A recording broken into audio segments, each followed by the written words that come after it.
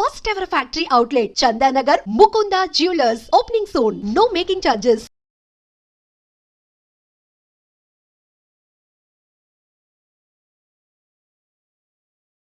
అప్పట్లో మోటు మందులు ఎట్లా పనిచేస్తుందంటే గట్టితనం ఉండే అందరి లోపల, ఓకే. దృఢత్వం బాగుండే, తినే తిండిలో కూడా ఆ గట్టితనం ఉండేది కాబట్టి పసర్లు పనిచేసేవి. ఇప్పుడు అంత తొందరగా పనిచేయవు. ఓకే. అంటే శరీరం సపోర్ట్ చేయొద్దు దాంట్లో. ఓకే. అయితే గురుగారు, ఇది అడగొచ్చో లేదో తెలీదు, చాలా వరకు నేను కొన్ని ప్రాంతాల్లో విన్నాను. పల్లెటూళ్ళలో వాళ్ళు ఏమంటారంటే, ఇద్దరు ముగ్గురు ఆడ సంతానం ఉంటే ఖచ్చితంగా నెక్స్ట్ రాబోయే సంతానం మగ శిశువు జన్మించాలంటే పసరు పోస్తారు పలానా ప్లేస్లో, ఖచ్చితంగా మగ శిశువు జన్మిస్తారు అని అంటుంటారు. ఇలాంటి పసరు మందుల్ని నమ్మొచ్చంటారా? నిజంగా అలా జరుగుతుందంటారా? నా జీవితంలో, నా అనుభవంలో ఒక 7-8 కేసులు నేనే డీల్ చేశాను. సక్సెస్ అయ్యాయా గురుగారు? 100% అమ్మ సాక్షిగా. ఓకే. అబద్ధం ఏం లేదు. అంటే ఇవి ఎట్లుంటాయమ్మా, వాళ్ళ యొక్క దైవం అంటే వాళ్ళ యొక్క పుణ్యం, వాళ్ళ రాతఫలం, వాళ్ళ అదృష్టాన్ని బట్టి ఆధారపడి ఉంటాయి. ఓకే. కొందరికి వికటించాయి కూడా, కొందరికి సక్సెస్ కాలేదు. అంటే ఇక్కడ మనం ధార్మికంగా చెప్పాల్సి వస్తే వాళ్ళ యొక్క పుణ్యం, వాళ్ళ అదృష్టం. ఇటువంటివి ఏంటంటే హార్మోనల్ సెక్టర్ని మార్చేటటువంటి మూలికలు కొన్ని ఉంటాయి. ఓకే. స్త్రీ ఎప్పుడైతే పిండోత్పత్తి గావించే సమయం లోపల, ఆమె సంతానవతి కావడానికి రెడీగా ఉన్న సమయం లోపల ఆ పసర్లు తాపడం వలన తప్పకుండా పురుష సంతానానికి సంబంధించినటువంటి సంపర్కమే ఆ కలయిక వలన అదే హార్మోన్స్ రిలీజ్ అయ్యి అదే హార్మోన్స్ వల్ల వాళ్ళకి పిండోత్పత్తి అవుతుంది అని అప్పట్లో ఆయుర్వేదంలో చాలా గొప్పగా రాసి ఉన్నారు. దాని యొక్క జ్ఞాన సంచికతోనే ఇప్పుడు ఈ పసర్లు అనేవి పోస్తారు మోటుగా పల్లెటూర్ల లోపల. కానీ సక్సెస్ అయినాయి, చాలా మందికి సక్సెస్ అయినాయి. కొందరు ఫెయిల్ అయితే వాళ్ళ అదృష్టం ఇక చెప్పనీకి రాదు. కొంచెం మన చేతుల్లో ఉంటే కొంచెం అదృష్టం భగవంతుడి పైన ఆధారపడి ఉంటుంది. ఓకే. అయితే గురుగారు, చావు పుట్టుకలు అనేవి మన చేతుల్లో లేవు. ఆ భగవంతుడు ఎప్పుడు సెలవిస్తాడో, ఎప్పుడు ఆజ్ఞాపిస్తాడో ఆ రకంగా అన్ని జరిగిపోతూ ఉంటాయి. అయితే చావుకి పుట్టుకకి ముహూర్తాలతో పని లేకుండా ప్రకృతికి అనుగుణంగా జరిగిపోతున్నప్పుడు మనం భూమి మీదకి వచ్చిన తర్వాత ఏ మంచి కార్యక్రమం చేయాలన్నా, ఎటువంటి కార్యక్రమం చేయాలన్నా ఖచ్చితంగా ముహూర్తం చూసుకోవాలి. శుభముహూర్తం అనేది పంతులతో, పండితులతో మాట్లాడి పెట్టించుకోవాలి అంటుంటారు. మరి ఎందుకని గురువుగారు? చూడమ్మా, ప్రకృతి వేరు, మనం వేరు కాదు. ప్రకృతి మనం ఒకటే. ఓకే. ప్రకృతిలో మనం అంతర్భాగమైనప్పుడు కాలధర్మ సిద్ధాంతాన్ని అనుసరించి, ప్రకృతి యొక్క నియమాన్ని అనుసరించి మనం నడవాలని దాని యొక్క సూచన. ఓకే. సమయం వేరు, ప్రకృతి వేరు, మనం వేరు కానే కాదు. అందరం కలిసి ఒక జీవితంగా జీవిస్తున్నాం అంతే. ఓకే. మనం ఒక సమయాన్ని తీసుకుంటున్నామంటే ఆ తాలూకు యొక్క ఎనర్జీ సీక్వెన్సెస్ యాడ్ అయి ఉంటాయి నేచర్లో. ఆ గ్రావిటీ అనేది ఫోర్స్ అయి ఉంటుంది అప్పుడు. అట్ ద పాజిటివిటీ, శుభ సమయము, శుభముహూర్తం, శుభ సంకేత దృక్పథంతో కూడుకున్నటువంటి వాతావరణం. ఓకే.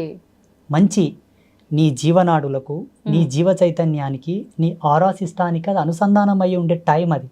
ఓకే. ఉదాహరణకి సూర్యోదయం లోపల ప్రశాంతంగా చల్లగా ఉంటుంది వాతావరణం. అవును గురుగారు. మధ్యాహ్నం ఆ వాతావరణం ఉండదు కదా. అంటే ఏం మారినట్టు?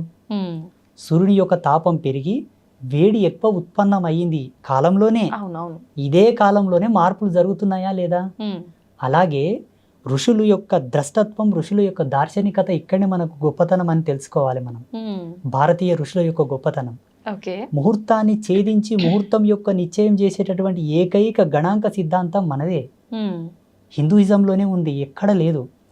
ముహూర్త ప్రమాణాన్ని అంత ఈజీగా లెక్క కట్టడం అందరికి సాధ్యం కాదు. చాలా సెన్స్ కావాలి దానికి. అబ్బా, ఎంత తపస్సు చేయాలో.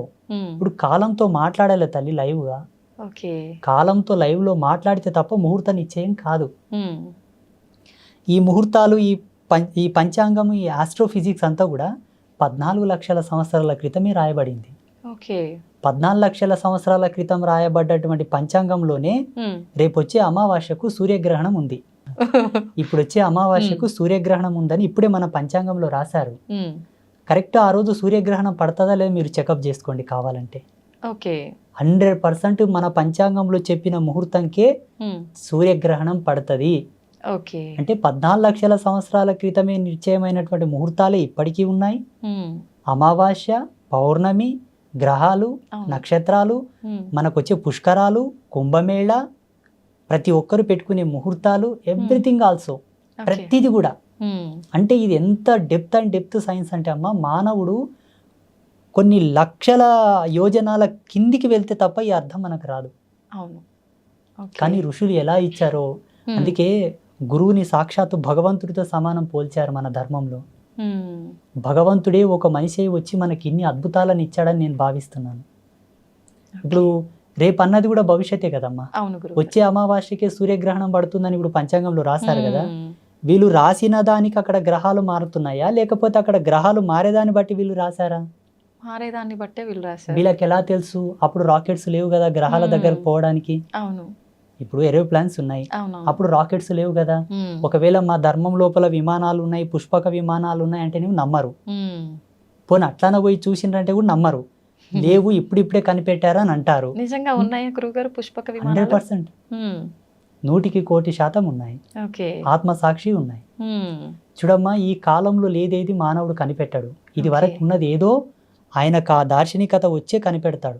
ప్రతి సైంటిస్ట్ అయినా, ఏ ఫార్ములా అయినా, ఏ పరికరమైనా సరే కాలంలో లేనిది ఏది ఆయనకు ద్రష్టత్వంలోకి రాదు.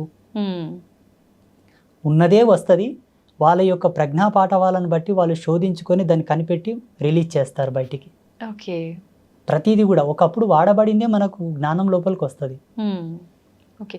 అయితే గురుగారు, అంత జ్ఞానంతో ముందుగానే జరగబోయేది కూడా ఆలోచించి ఇన్ని డిసైడ్ చేసిన పండితులు, ఇలాంటి పెద్దవాళ్ళు చాలా మంది ఉన్నారు. అయితే మీరు అన్నట్టుగా శుభముహూర్తాల కోసం పండితులు పలానా ఏదైనా శుభకార్యం, మ్యారేజ్ తీసుకుందాం ఎగ్జాంపుల్కి, ఒక మంచి ముహూర్తం మీ పేర్ల మీద ఇది బాగుంది అని చెప్పి డిసైడ్ చేసినవి కూడా అన్నీ సక్సెస్ అవ్వట్లేదు. అది శుభముహూర్తం అని డిసైడ్ చేసిన తర్వాత అవి ఎందుకు విఫలం అవుతున్నాయి అంటారు? విఫలం అంటే ఎలా? అంటే సక్సెస్ అవ్వకుండా డివోర్స్ వరకు వెళ్ళటము, మధ్యలోనే విడాకులు అయిపోవడము, లేదంటే కలిసి ఉన్నా కూడా వాళ్ళిద్దరికి పడకుండా చీటికి మాటికి గొడవలు, ఇలా చాలా చూస్తుంటాం కదా గురువుగారు. ఎందుకు అలా అవుతున్నాయి? కాలం అంటే 5 ఎలిమెంట్స్: భూమి, నిప్పు, నీరు, గాలి, ఆకాశం.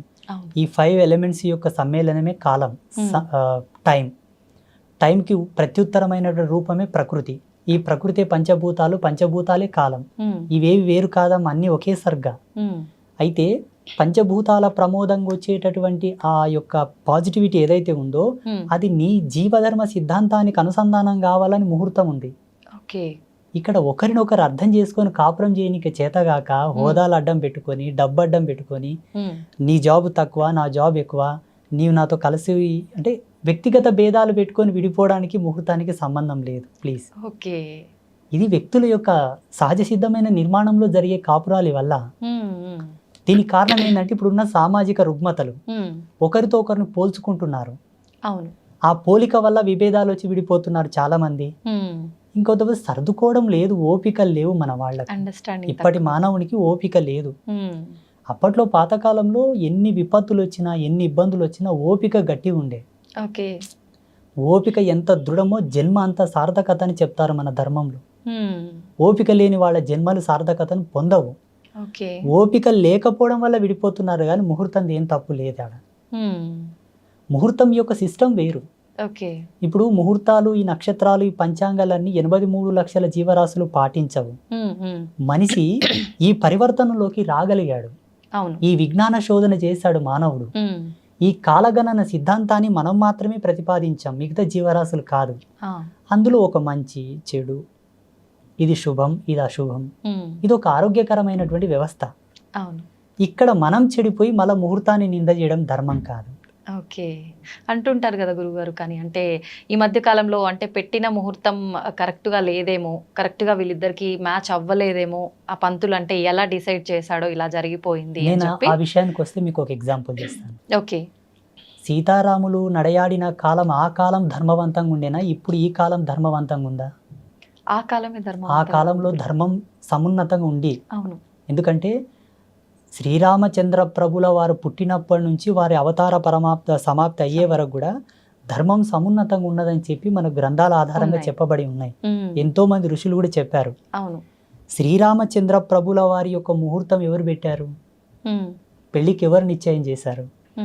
రాముడు పెళ్ళైన తర్వాత వనవాసంకి వెళ్ళిపోవాల్సి వచ్చింది. ఎన్ని కష్టాలు పడ్డారు. సరే, మళ్ళీ రాజ్యంకి వచ్చిన తర్వాత కూడా మళ్ళీ సీతా వియోగం ఏర్పడుతుంది.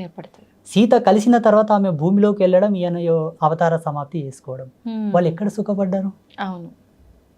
పోనీ పాండవులు కష్టపడ్డారు కదా.